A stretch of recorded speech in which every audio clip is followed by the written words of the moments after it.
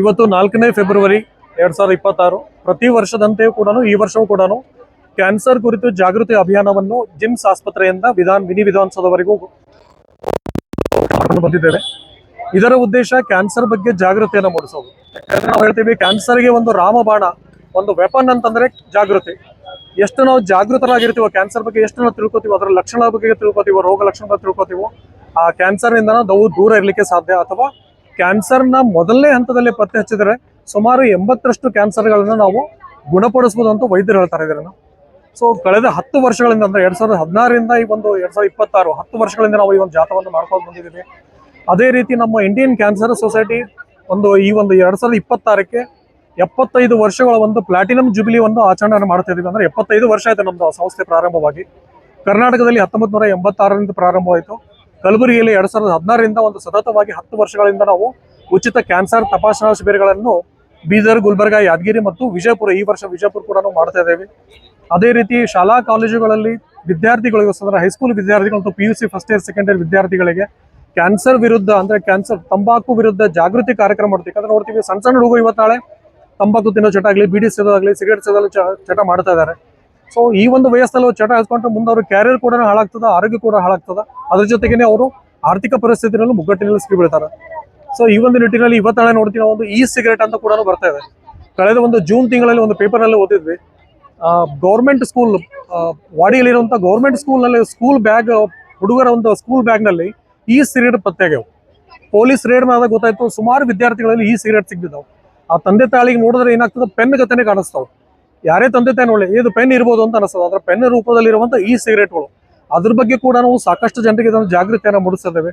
ಅದೇ ರೀತಿ ಒಂದು ತಪಾಸಣಾ ಶಿಬಿರಗಳನ್ನು ಮಾಡಬೇಕು ಅಂದ್ರೆ ಅದಕ್ಕಿಂತ ಮುಂಚಿತವಾಗಿ ಆಶಾ ಕಾರ್ಯಕರ್ತರಿಗೆ, ಪ್ರತಿಯೊಂದು ಪ್ರಾಥಮಿಕ ಆರೋಗ್ಯ ಕೇಂದ್ರಗಳಲ್ಲಿ ಆಶಾ ಕಾರ್ಯಕರ್ತರು ಇರ್ತಾರೆ, ಅವರಿಗೆ ಒಂದು ಕ್ಯಾನ್ಸರ್ ಬಗ್ಗೆ ಜಾಗೃತಿ ಕಾರ್ಯಕ್ರಮ, ಸುದೀರ್ಘವಾದಂತಹ ಒಂದು ವಿಸ್ತೃತವಾದಂತಹ ಒಂದು ಜಾಗೃತಿ ಕಾರ್ಯಕ್ರಮ ಕೂಡ ನಾವು ಮಾಡ್ತಾ ಬರ್ತೀವಿ.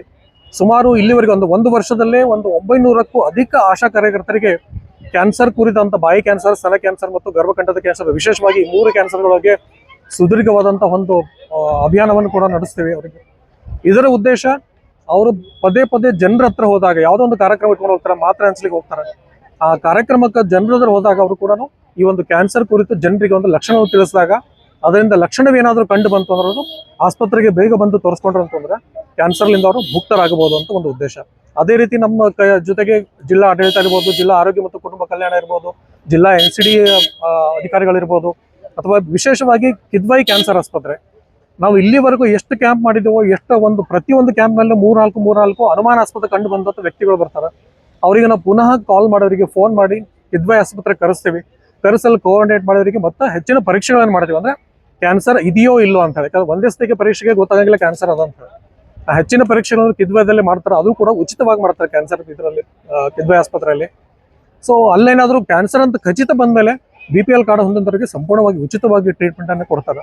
ಸೊ ಈ ನಿಟ್ಟಿನಲ್ಲಿ ಸತತವಾಗಿ 10 ವರ್ಷಗಳ ಕೆಲಸ ಮಾಡ್ತಾ ಬಂದಿದ್ವಿ.